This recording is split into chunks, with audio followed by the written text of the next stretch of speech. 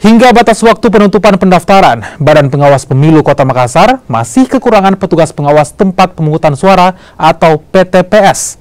Kurangnya anggota PTPS lantaran banyak pendaftar yang gagal lolos karena jadi kader partai politik. Secara keseluruhan, Bawaslu Kota Makassar membutuhkan 4.004 orang petugas TPS. Bawaslu Makassar pun mewacanakan akan membuka rekrutmen PTPS pada 24 Januari mendatang. Soalnya kan kalau di total dengan ambil formulir ya, itu masih ada sebenarnya 5 ribuan. 5 ribuan pendaftar, artinya orang yang datang untuk mengambil formulir. Cuman mereka memang ada beberapa orang yang kami istilahnya sesuai dengan perintah, sesuai dengan arahan RI, kami langsung gugurkan dalam administrasi untuk itu karena masuk sipol namanya.